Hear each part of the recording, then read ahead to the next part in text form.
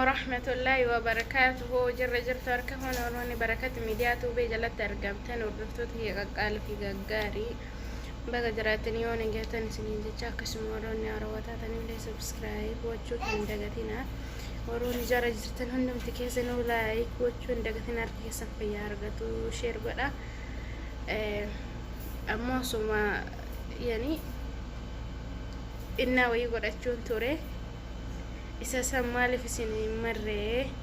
ani sirraa fayyadameetiin jira hordoftoonni kee sirraa fayyadaman jedhe sini qabadhee dhufe ana ammaaf qopheeffadheetiin jiraayyuu waanuma tokko waan ittiin hojjetadhe isinitti hima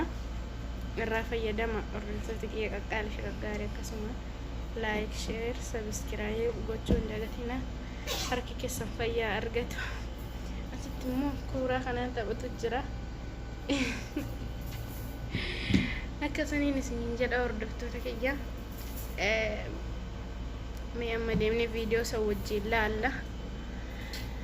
akkaataan itti na hojjetadhu innaan mataaf bareedaadha jajjabeessaanii isiniin jedha hordoftoota kaasata warri mataan keessan lallaafaa ta'e innaan mataaf bareedaadha warra mataan jabaataa yookiin rifeensa qiccicaa osoo hin taane warra mataa luuccatiif bareedaatti fayyadamaa isiniin jedha walitti deebina hordoftoota kiyya qaqqaalee fi gaggaarii kun dhufeetiin jira dhiifama daa'imaan qabaasa taphachuu jira kuni kana bira argitan kuni isa danfiseedha innaatiin jechuudha keessatti argitan kana sitti dhimbiibeetiin jira kan inni ittiin godhadhu kas keessatti hafe kana immoo elbaa kanatti naqadhee tallaajaa godhaa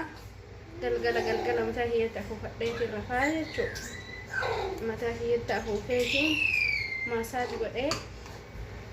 rafa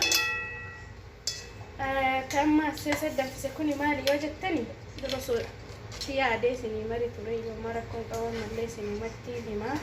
inni as keessatti argaa jirtan kun kana fakkaata qurunfudii gorfaa kerkedee absuuda qullubbii shunkurtii akkasumas immoo warra gargaariidha namoonni biyya arabaa keessa jirtan kan warra gargaarii kana fakkaataa bifa kanaan nafifadhee qopheessee innatti godhee nafiyyaan bifa kana akkanatti itti naqadheetiin baqadhaa bifa marka bitaati natti hin tolu waan ta'eef viidiyoo waraabaa jira bifa kanaan amma akkana baqabbaxee ammaaf akkanumatti hin dhiisaa gasaa tokko yookiin lama san booda hidhadhee ofitti godhee ka'ee jechuudha sa'aatii torbaaf akkan tursiisa bareedaadha mutarri taa'ee mataa keenya miidhu